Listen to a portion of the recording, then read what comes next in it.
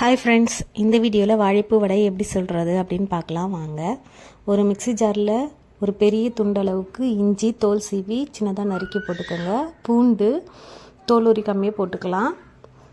அடுத்தது சோம்பு ஒரு ஸ்பூன், ஒரு 4 காஞ்ச மிளகா எல்லாத்தையும் எடுத்துக்கோங்க. அது கூட நம்ம ஊற வச்ச கடலைப்பருப்பை கொஞ்சம் போட்டுக்கோங்க.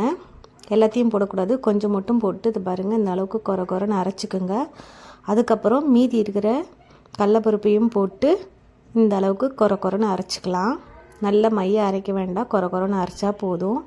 அதை எல்லாத்தையும் ஒரு அரைச்ச மாவை ஒரு பாத்திரத்தில் மாற்றிக்கோங்க. இங்கே பாருங்கள், அரைச்ச மாவை ஒரு பாத்திரத்தில் நான் மாற்றிக்கிறேன்.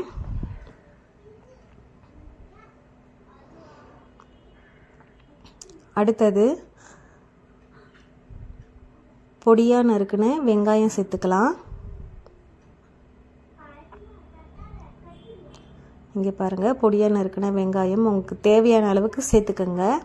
நான் 1/4 கிலோ பருப்புக்கு ஒரு பெரிய வெங்காயம் ஒரு 3 இருக்கும், அந்த அளவுக்கு நான் அரிஞ்சிருக்கேன்.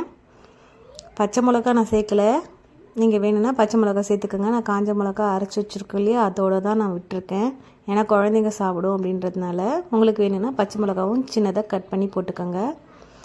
அதுக்கப்புறம் வாழைப்பூ ஆஞ்சி பொடியாக நறுக்கி வச்சுருக்கேன், அதையும் சேர்த்துக்கிறேன். அப்புறம் இந்த வடைக்கு தேவையான அளவு உப்பு போட்டு நல்லா பிசைஞ்சிக்கலாம்.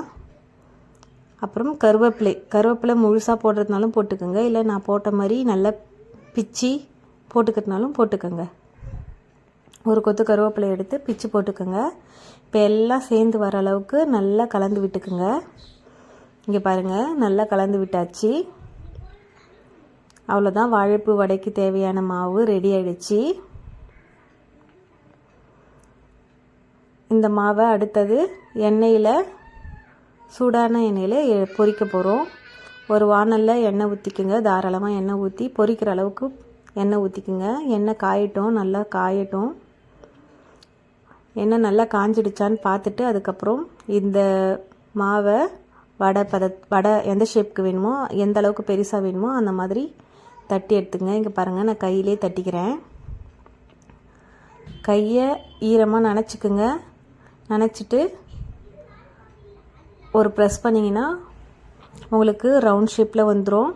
அதை அப்படியே இந்த கையில் மாற்றி அழகாக எடுத்து போட்டுக்கலாம். உடையாது, பிரிஞ்சு வராது. பாருங்கள்,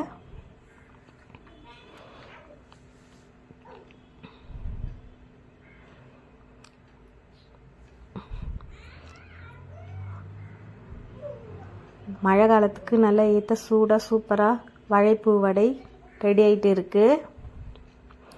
நீங்களும் இந்த மாதிரி ட்ரை பண்ணி பாருங்கள், எப்படி இருக்குன்னு எனக்கு மறக்காமல் கமெண்ட்லேயும் சொல்லுங்கள். ரொம்ப சிம்மிலையும் வச்சிடாதீங்க, அடுப்பை மீடியம் ஃப்ளேவரில் வைங்க. ரொம்ப பெருசாக வச்சாலும் தீஞ்சிடும். மீடியம் ஃப்ளேவரில் வச்சு வடையை வேக விடுங்க, அப்போ தான் உள்ளே வேகும். இல்லைன்னா ஓரத்தில் மட்டும் வெந்துடும், உள்ளே மாவாக இருக்கும். ஒரு பக்கம் வெந்ததுக்கப்புறம் இந்த பக்கம் திருப்பி போட்டுங்க, மாற்றி மாற்றி திருப்பி போட்டு நல்லா வெந்ததுக்கப்புறம் செவந்துடுச்சான்னு பார்த்துட்டு எடுங்க.